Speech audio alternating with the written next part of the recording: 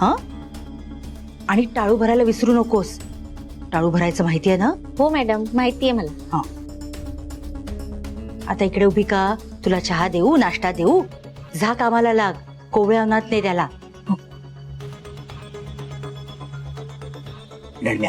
हो. मी सदाला काम सांगून आले. हा हो हो अहो अहो फोन तर घेऊन जा.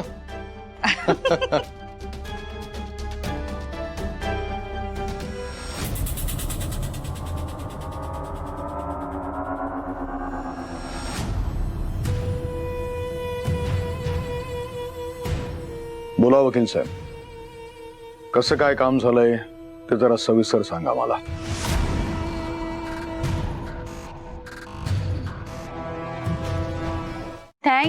थँक्यू.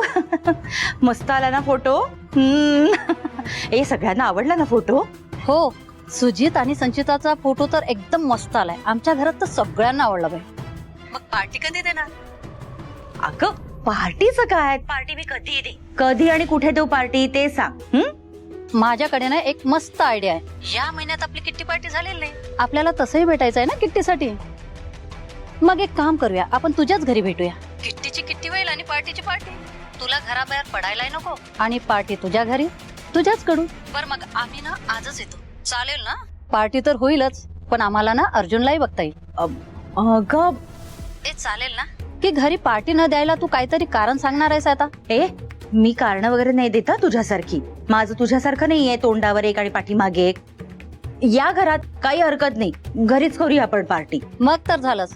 मी आत्ताच सगळ्यांना सांगते आणि लगेच सगळ्या जणी निघतो. हो या. देवा, आता ह्या येणार म्हणजे खायला प्यायला सगळं करायला लागणार. कशाला फोन उचलला शालिनी? हे लोडनं कशाला गळ्यात घेतलं?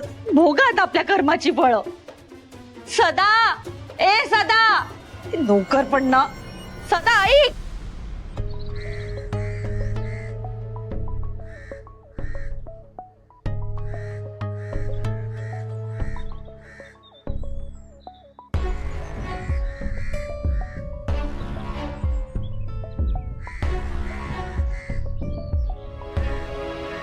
खरं तर माझंच चुकतंय. माझ्यामुळे मणी सरांना आणि वॉर्डन मॅडमना त्रास होतोय. हे लक्षात कसं नाही आलं माझ्या? सगळ्यांमध्ये मणी सरांची आणि वॉर्डन मॅडमची काय चूक आहे? चूक तर सरपोतदार साहेबांची आहे. त्यांनीच माझं बाळ माझ्यापासून हिरावून घेतलं. मणी सरांनी तर प्रयत्न पण केले होते, पण साहेबांच्या गुंडांनी मणी सरांना मारलं. त्यात मणी सरांना माझा वेगळा त्रास. मीच समजून घेत नाहीये त्यांना. नाही, मला असं वागून नाही चालायचं. मी आजपासून माझं वागणं बदलेन.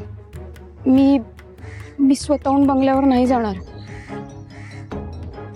मी बाळाला पण स्वतःहून नाही घेणार.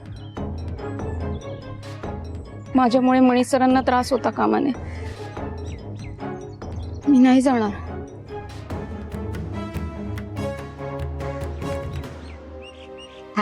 लिहिले माझी शोना, किती शान बाळते.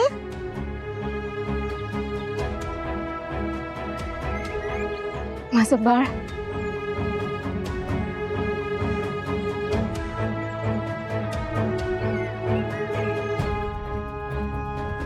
किती क्यूट दिसतंय माझं बाळ.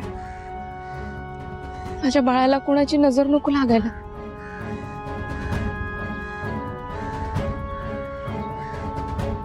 किती शान बाळते, अजिबात रडत नाही.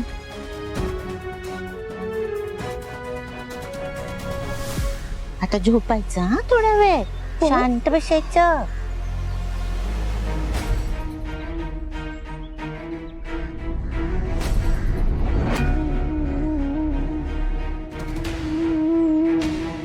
हो ताई, अहो काय करताय?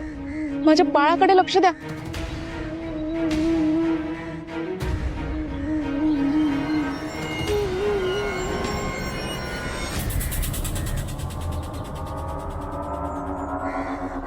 नाही नको. खाली गेली तर शालिनी मॅडम परत तमाशा करतील. मला नको नको ते बोलतील. मणी सरांनाही त्याचा त्रास होईल. इथून पुढे जर तुम्ही त्या बाळाला भेटायला गेला, बघायला गेला, तर तुम्हाला माझी शपथ आहे. जाऊ दे. बाळापाशी तर जाऊ शकत नाही मी. माझ्या बाळाला इथनच बघते.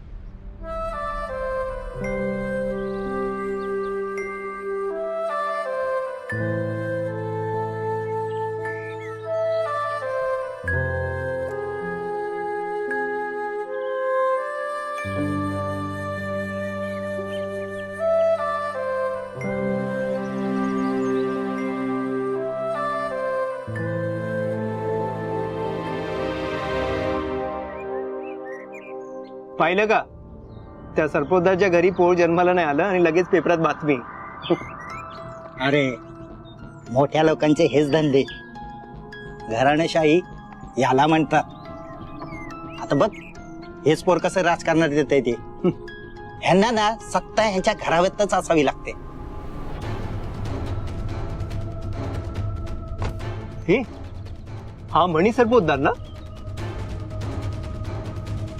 हो रे, तोच आहे हा सरपोतदारांचा उजवा हात. अरे उजवा नाही डावा हात म्हण. डावा हात कसा धुण्यासाठीच वापरतात आणि उजव्याचं काय, तो चांगल्या कामासाठीच वापरतात. अरे पण या मणीला सरपोतदारांनी अगदी खड्यासारखं बाजूला केलं. तुला काय वाटलं त्याला मांडीवर गेल सरपोतदार? अरे हा येडा त्याच्या नातवाला स्वतःच मूल समजून वागत असला ना तरी सरपोतदार लय शहाणा आहे. याला वापरून उपयोग संपल्यावर फेकून दिला अडगळीत. अरे आधी अतिप्रसंग केलेली ती स्वानंदी ह्या येड्याच्या गळ्यात बांधली. लोकांना वाटलं सरपोतदारांनी लय महान काम केलंय. अरे पण नको ती पोरगी ह्याच्या गळ्यात पडली ना. आणि त्या सरपोतदारांनी पण बरोबर गेम केलं ना. असल्या लोमत्यांना कोण देणार हो मुलगी लग्नासाठी? सरपोतदारांनी एका दगडात 2 पक्षी मारले आहेत. ह्याच्या गळ्यात स्वानंदीला मारून स्वतःचं नाव तर केलंच आणि याला बायको पण मिळाली. नुसती बायको नाही, बायको सगळं बाळ पण फ्री. अरे पण ते बाळ कुठे आता जगलंय? आता बघू हा येडा काही दिवे लावतोय ते.